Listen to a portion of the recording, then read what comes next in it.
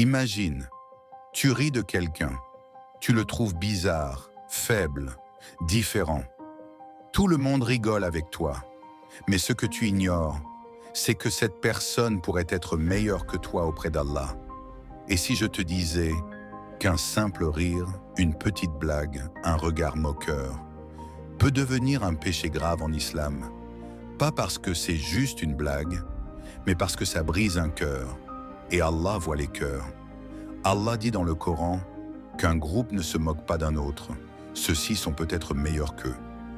Réfléchis bien, tu peux te moquer de quelqu'un aujourd'hui, alors qu'il est plus aimé d'Allah que toi, parce que toi tu vois son apparence, ses défauts, ses erreurs, mais Allah voit son cœur, ses efforts, ses larmes en secret.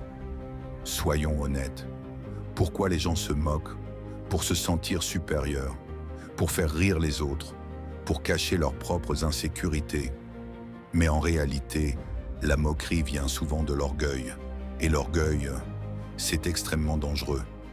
Le prophète Mohammed, que la paix et le salut d'Allah soient sur lui, a dit « Il suffit comme mal de mépriser son frère musulman. » Donc même sans insulte, le simple fait de rabaisser quelqu'un dans ton cœur est déjà grave.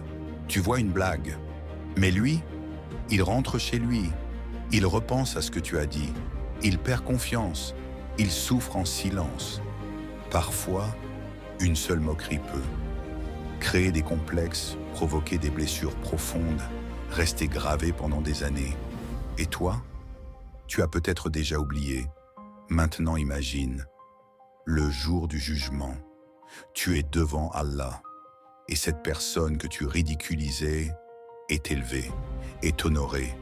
Et toi, tu dois rendre des comptes pour chaque mot, chaque rire, chaque humiliation. Parce qu'en islam, les droits des gens sont très sérieux. Allah peut pardonner ses droits, mais les droits des gens, il faut que la personne te pardonne. L'islam nous apprend l'inverse total. Respecter, honorer, protéger les autres.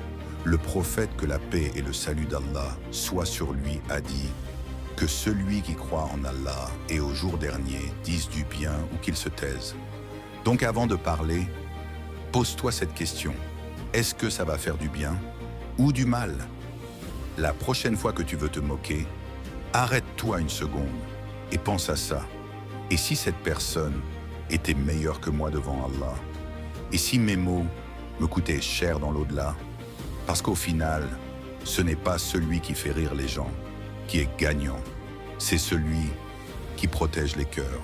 Si ce message t'a touché, partage-le et fais partie de ceux qui répandent le bien, pas la moquerie.